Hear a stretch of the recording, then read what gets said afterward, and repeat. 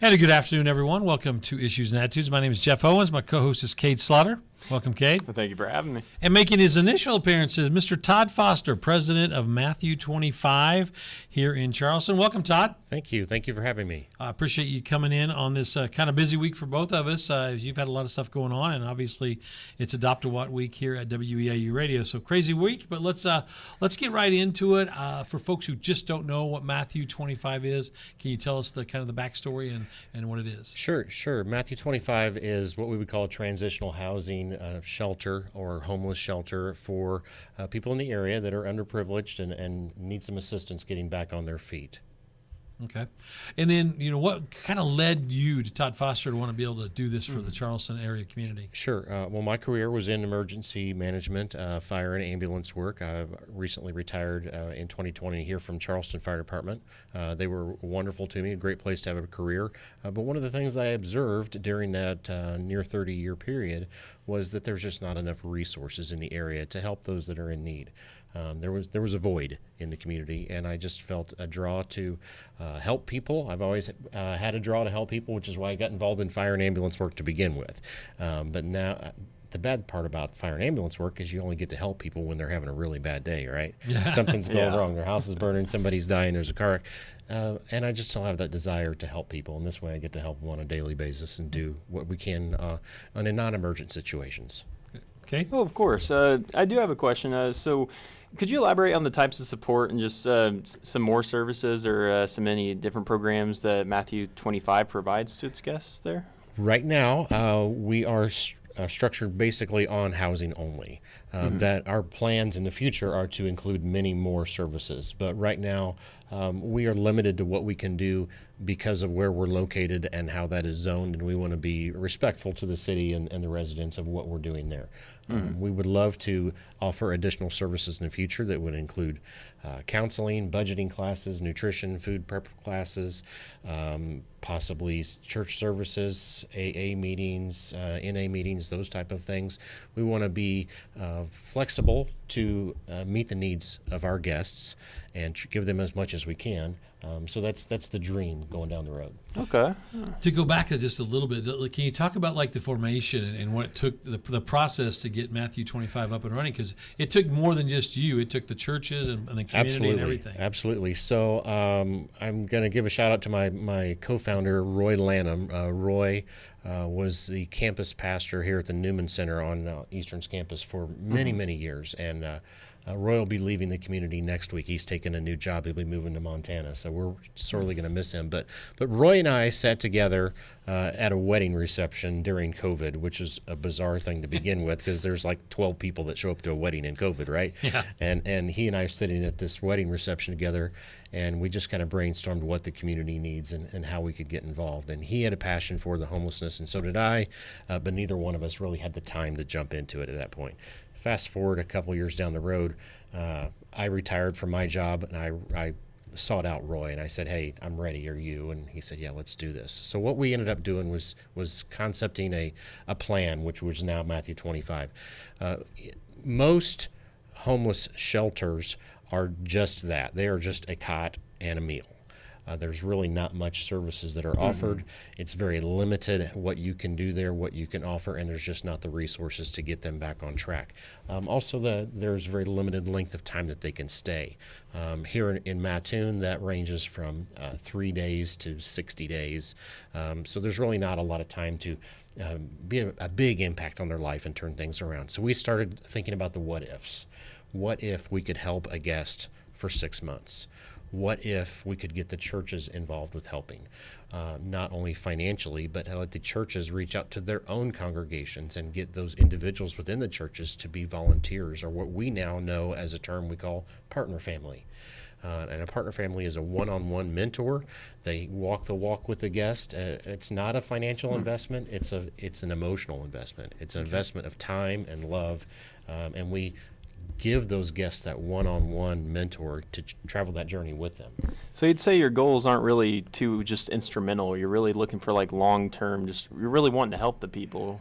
Right? What our main goal is to stop the bleeding, whatever's going on in their life, and then help them redirect their life so that they don't need services like this again in the future. Okay.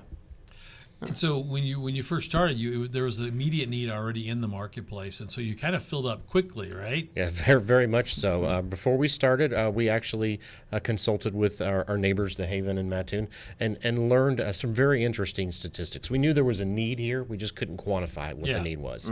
So one of the statistics that they shared with us in 2021, that they helped and housed 152 people in that 1 year. And I thought, wow, that's a big number. But what I really want to know is how many could you not help because you were full? And that number really wasn't tracked, but they said easily twice a week. So we're looking at another 100 people that just didn't have resources there. So we knew that there was a need. Yeah. We didn't know what it was. We got churches on board with us. We set up a let's try this type of approach here. We fundraised in advance, and we got funds for handling the services for 6 rooms for 6 months on a trial basis up front. We opened July 1st of 2022. And we had all 6 rooms filled that afternoon. We had our waiting list the first night. Wow. And we were just overwhelmed. We knew we tapped into something big, and we still don't know how big it is. So how many rooms do you have? Is it the same right now, or have you expanded since then? We have expanded since then. This week, we will be gaining 1 more spot, and this will put us up to 14 rooms. We have the building that we are currently using has a total of 15 spaces. So there's 1 long-term renter that's still there, and we're not pushing this guy out, but we also have reserved that for when he does move out. We will expand to the maximum space we can use in that building, which is 15 rooms. And so the 14 rooms that are rented now, not rented now, but are being used now, is there a wait list for that? And what happens to those folks who don't have a place to go here? There is a wait list. I was just reviewing that. Right now we've got 31 people on our wait list this morning. Oh, it's just amazing. And what happens to those? They're just kind of lost in the shuffle. Some of those truly aren't ready to be housed. They're in a different situation. Some of those may be in a drug and alcohol treatment center, and they're looking for a place to go to when they get out. Some of them may be in a domestic violence shelter, so they have temporary housing, but there's an end date to that, so they're looking for that next step. Similar situation happens when someone is in jail or prison, and they know they're going to be getting out soon, but they don't have somewhere to go. So some of those 31 people on our wait list are not ready to be housed today, but they're kind of reserving a spot because we know that's coming up in the future. So is it just me, or does it seem like that in Coles County we have a homeless problem, but it really isn't being talked about enough? Would that be a safe way to say that? I would agree with that. One of the things that I've learned is that each of us have our own vision, our own concept of what homelessness looks like, and none of us are right. Okay, that's a good way to put it. None of us are right. Yeah. My vision, my personal vision, and I'm absolutely wrong in my vision. My vision is it's the person standing on the corner holding a cardboard sign. Whatever that cardboard sign, doesn't matter what it says. They're in need of help, and that's my view of homelessness. Now, out of the 109 people that we've placed in 2 years, only 3 of those were holding a cardboard sign. So clearly I'm not looking at it the right way. There's a much bigger picture there. The population of homeless people does a very good job of hiding themselves. They really do. They don't want to be open and in the public. They don't want to be embarrassed. They don't want to be trespassed and pushed from place to place. So they do a great job of hiding. One of the terms we use is couch surfing. A lot of people do couch surfing. They'll stay with this friend for 3 or 4 days until they wear out their welcome, and then they'll move to the next friend. So they surf from couch to couch, and those people are homeless too. They're relying on somebody else to supplement them and help them make it through life. At one point, you even rented a hotel, right, to help some of the problems? That is correct. We do not own any property. We have rented rooms. We currently have the old hotel on 18th Street directly across from Casey's General Store, and that's where we currently have 14 out of the 15 rooms there. Okay. We rent each room. We cover the rental expense. We cover the utility, electric, and water bare expenses. We don't provide TV. We don't provide internet. This is not a luxury place, right? This is a survival place. This is a survival place. We want food, shelter, and a safe place to get cleaned up, and then get back in the community and get to working so that they can stack money, really, basically get a job, save up money for as much as 6 months, and then you're ready to springboard into the next step. You've got your security deposit, your rent, your money saved to take that next step in your journey. Okay. Now, thinking about this, it does make me think, what are some of the biggest challenges that Matthew 25 does face typically? So one of our biggest challenges is volunteers. We certainly need volunteers.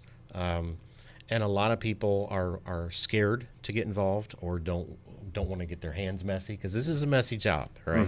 We're dealing with people's mess. The majority of people that come to us have one of three things going on in their life. They either have some criminal background history, they either have some addiction history, or they have some mental health history. And sometimes all three of those are rolled together in one, and it's never in a pretty package with a bow. It's a messy mix. Yeah, that sounds all right. So we're meeting these people where they are and not trying to cookie cutter them, but finding out what makes them tick and what they want to achieve in their life and helping them get back to them. We let our guests set their own goals. Where do you want to be in 6 months? And then we help them work towards the goals that they set on themselves. You've been talking about the 6 months a lot. So it's 6 months. I mean, and is that their time to leave? Or can they extend it, or is it 6 months? Is like 6 sorry, months you is have to it. be on your way 6 out? months is it. They know the day they move in that they have a maximum number of days that they can stay, and they know what that day is. We don't extend that for anybody's reasons, any reasons. We just allow them to make the progress that they need to make and get ready to go. So volunteers, we certainly need volunteers, partner families in particular. There are other ways to volunteer too, fundraising, board members, just community awareness.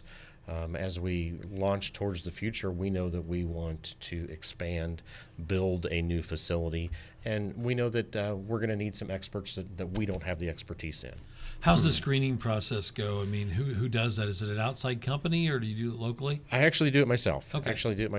And with the direction of our board of directors, and we consulted with other homeless shelters before we set this up, but we decided that there's three main no-nos that we don't allow there. Anybody who has a current warrant, we're not allowed, because we don't want to be a hiding place. Right. We want a place of honesty and improvement, and we're not a hiding place. Number two, we don't allow anybody that's a convicted sex offender to live there. And the reason behind that is not because they're a sex offender, but it's because there is a law that says they can't live within 500 feet of a city park. We're within 500 feet of the VFW, which has a city park. Okay. So if I put a sex offender in there, now I'm the one that gets to go to jail. Yeah, because your name's probably on the lease, right? Exactly. Yeah. Exactly. So that's why we don't do that. And the third one is we want to help people throughout their lives. Every one of us has made mistakes. Every one of us is sinners, right? We want to help people that are getting off probation, getting off parole. But through some of the mistakes that some of our neighbors have made in the past, we have decided that the only way we will take someone who's on parole is if they are from Coles County. That's the only time we put a geographical boundary on anybody, is if they happen to be on the parole, they must be from Coles County. And I believe you have an on-site volunteer 24/7 at the place to kind of be the, I don't know, are they the manager, or how do you view that? We do have an on-site volunteer. Her name is Beverly. She is our on-site volunteer coordinator, and the guests refer to her as the house mom. Okay, and she loves that. She loves that. So she is the eyes and ears of the place. We do have security cameras on site that helps pick up what's going on there, but she's the first line of defense for the guests when they have an issue, for people if they have a question when they come in, and she screens a lot of the issues, so I don't have to deal with the day-to-day drama. We kind of play good cop and bad cop. She gets to be the good cop and be friendly to everybody. I get to be the bad cop and enforce rules and So kick you're the people heavy, out. yeah. I sometimes have to be a heavy hitter, right? Unfortunately, that's kind of the way it is. So, Kate, yeah. I was curious, what are your long-term goals for Matthew 25, and how do you envision the organization evolving in the next few years? We just actually had a meeting this morning regarding this. We know that we are just about maxed out on our space. We know that there's 31 people on a waiting list that we'd love to be able to help, but there's just not enough resources there. So we've got to grow. Now, what that means is we're probably multi things. One, we're going to grow to a new location. Two, we're going to grow to bigger rooms and a different zoning so that we can provide the services that we were just talking about, the things that we want to do as this progresses forward. And we're having those conversations right now. Conversations with transportation, with Dial-A-Ride. We're having conversations with Soup Stop. Do we incorporate that into the process or not, and how we move forward? We're looking at land right now. That's what I said. I thought you were looking for land. We are. We have 2 pieces of land that we're scoping out right now, but we certainly are interested in as many pieces of land as available to see what is out there and see the pros and cons of each one of those things. Simply put, and I said this to my group that I met with this morning, we have learned in 2 years how to handle the day-to-day operations, and we're doing that very well. But now we have this vision of what we want for the future, and I know we've got to have a bridge to get there. And I need someone to design a bridge, build a bridge, and help me cross the bridge. That's a really good analogy, that's not me. So really what I need is volunteers with some professional background. I need people that are strategic planners, some people that are fundraisers, some people that are engineers or architects, or people that are contractors that can help us get from point A to point B. Interesting. Oh, the name Matthew 25. Can you give us the background? Matthew 25 is a verse out of the Bible, and I'll just read that to you real quickly. And it's Matthew 25:40. And the king will answer and say to them, "Assuredly I say to you, inasmuch as you did it to one of the least of these brethren, you did it for me." So basically it's saying we're not doing this to please Jesus. We're being the hands and feet of Jesus and doing the work that he would do if he was here. We're helping others and doing his work for him. And we're blessed that he made us that way, that have a heart of service. And not everybody is made that way. We all have our unique talents. I can't sit and talk on the radio all day like you can. Okay? Thank you. Partner families, you've talked about them as well a couple times. Can you go into details so maybe somebody's thinking about it? Maybe you've inspired somebody today, Sure. Todd. What do they have to do, and tell us the level of commitment and involvement? So a partner family shows some interest by reaching out to me either by phone or on our website, or contacts me sometimes in instant messenger, and we set up a partner family training session. It takes about an hour and a half. We put them through a training session, and we're not experts at this. We're sharing the mistakes that we've made. Okay, we're sharing the lessons that we've learned. This works well. This doesn't work well. We're giving them some pointers. There is some reference material we use in there, some books that we have really keyed on that are great books. And one of those is called When Helping Hurts. And it's just basically how we have the heart to help people, but sometimes our intentions really don't solve a problem. They create more of a problem. So it's thinking through your heart before you have that action. The partner families, they get involved. They do about an hour and a half training, and then we put them on a list of availability. When we get a new guest in, we match them up with a partner family. I try to match males with males, females with females, or somebody who has a special interest or background that is similar, so they have something to connect with to begin with. Commitment time, we ask our partner families and our guests to meet once a week for an hour. So the time is not a great commitment. You're donating 1 hour a week of your time. We're not asking for any financial commitment out of that. We really don't want our partner families providing any finances or anything. We don't want them showing them where you live. We don't want them taking them out to eat or buying them gifts. We want an emotional time commitment, and that's the hard part. Like I said, it's messy, and people don't really want to get involved in that. Of course. I am curious. Donors can be quite curious, of course, where their money's specifically going when they donate. How much of Matthew 25's income goes towards overhead costs just to run the organization versus other means, that is? So we are 100% volunteer. No one gets paid, myself included. Well, you didn't set up that very good. No, I didn't set that up very good. Sorry, just kidding. Where the majority of our money goes is quite frankly to rent and to utilities. Yeah. It costs us roughly about $400 a month per room, and right now we're getting our 14th room. Yeah, so it adds up fast. Okay, so we're looking at $500-600 a month in expenses just in rent and utilities to gift back. Above and beyond that, there's very few expenses. We have a little bit of brochure printing, a little bit of postage stamps when we do communication, but really that is the extent of our overhead. Do you reach out to community leaders and mayors and city council and business leaders to let them know of the homeless problem that we have, not just in Charleston, but really it's a Coles County problem? It is a Coles County problem. It's a state and Yeah. a nationwide problem, but we're focusing on what we can do here with the resources we have.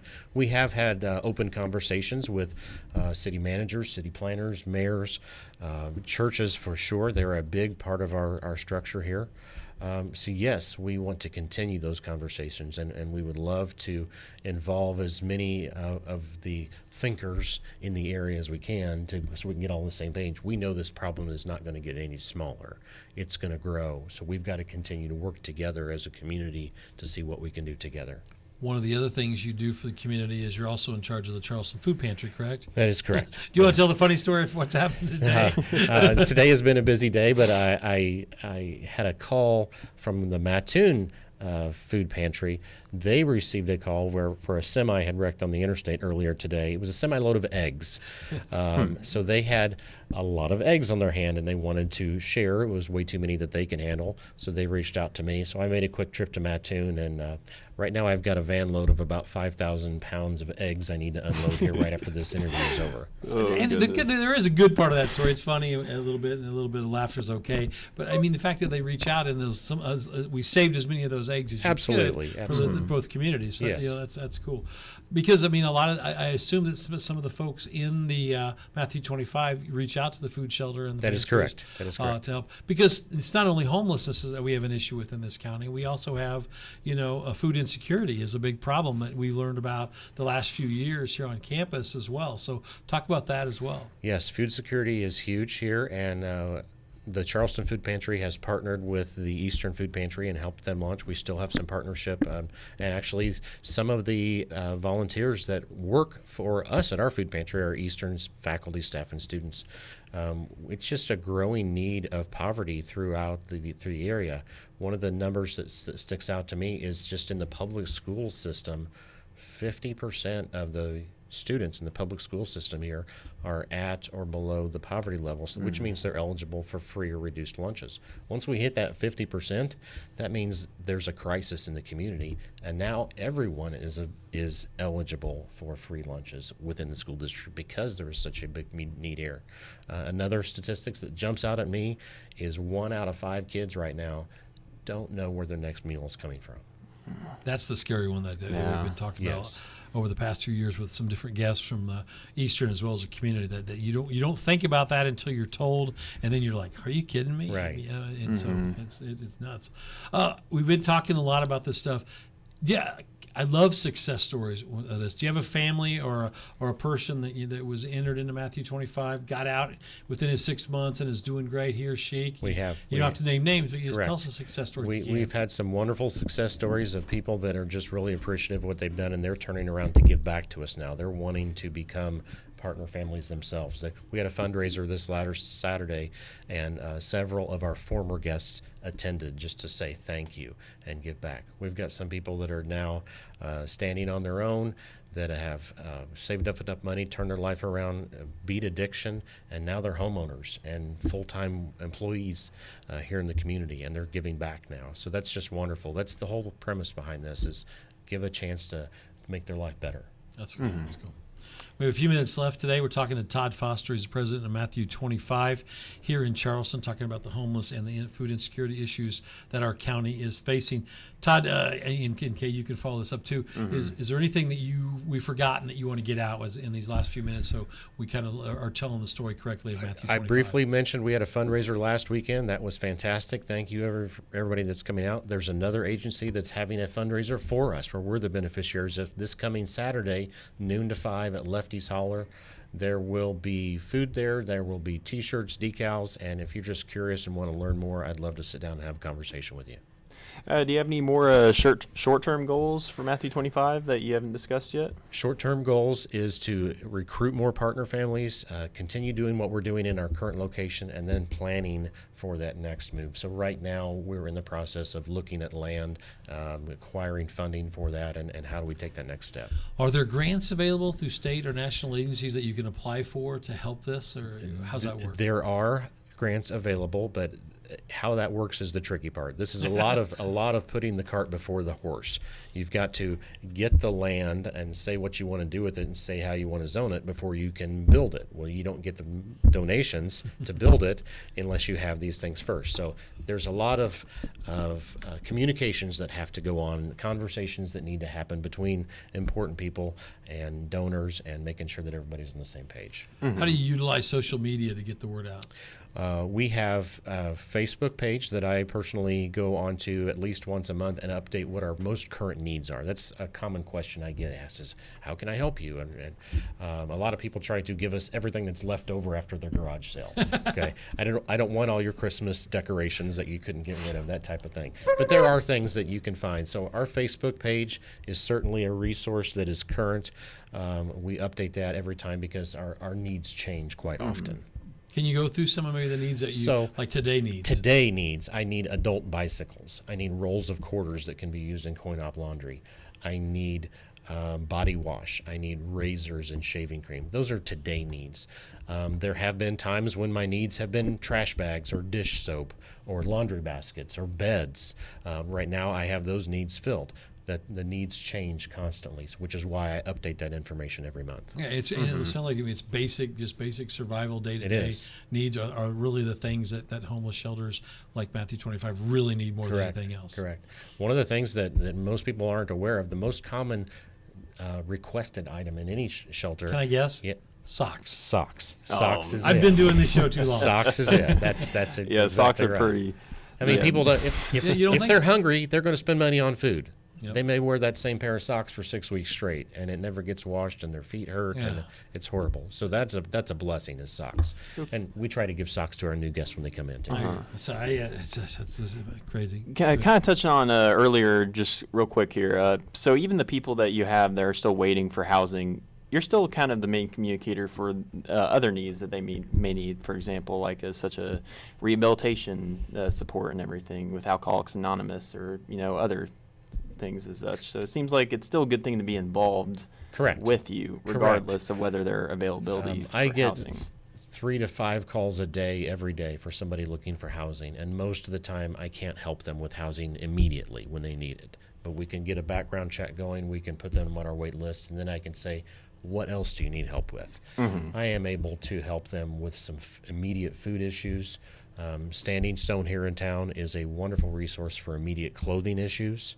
So those are a couple of things. Soup Stop can help them immediately with hot meals too. So there are, even if I can't help them with immediate housing, I can help them with something to make their life better today, and then point them towards resources for where those meetings are, where the counseling is, where they can get other services. Because the unfortunate part is Matthew and Charleston's facilities are full, right? At Correct. this point. Correct. The Salvation Army will also do some short term, right, in Mattoon if need be. Do you work at all with When them? funding is available, occasionally they will pay for a hotel room for a night or so.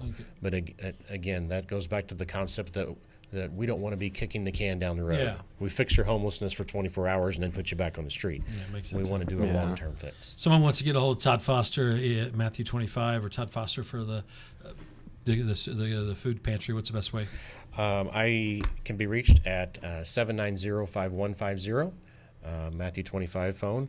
I can be reached on Instant Messenger, Facebook, email. There's lots of ways to reach out to me.